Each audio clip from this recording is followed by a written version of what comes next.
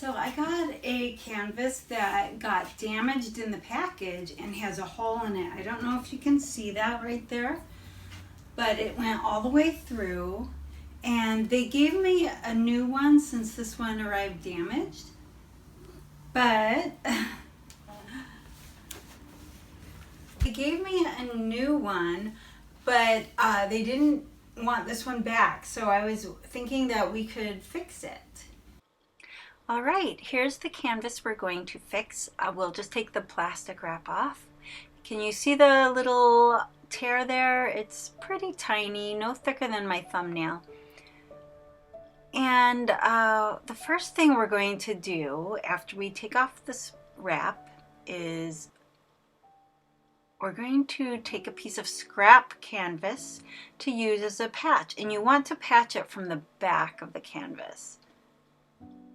All right, there it is. Now, if there's some flaps or if it's spread apart, you want to match up the edges of the tear as close to the original as possible. If there's loose threads, you want to trim them and maybe take a tweezer if it's really unraveling and just clean it up.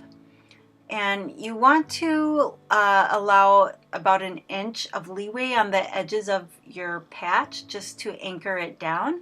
And so this is actually more than enough. So I'll probably trim this some more because the tear isn't very big.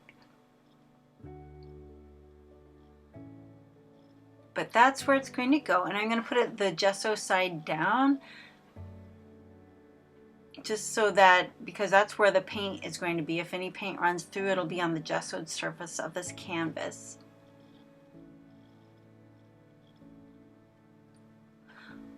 All right, and then what we're going to do then is glue it down. I'm using an acid-free glue stick. You could also use, any acid-free glue or even gesso or other permanent binding agent that would be archival would do. Just something that will make it adhere to the canvas.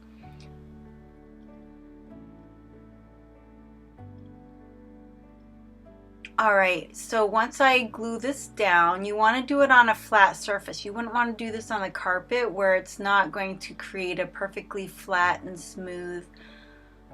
Like if you push on this, if I were doing this on a soft surface, then it might not go on evenly, and it might leave a divot on the other side. So you want to keep everything as flat and on a flat, hard surface so that you can really work the glue in there and get it flat and restore it back to the way it was.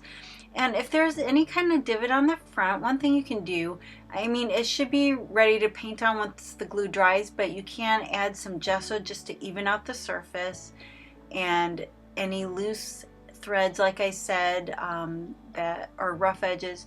So I'm just going to do that, and if you need to, you can actually sand it down if you've got a little too much, and then it'll be ready to paint on.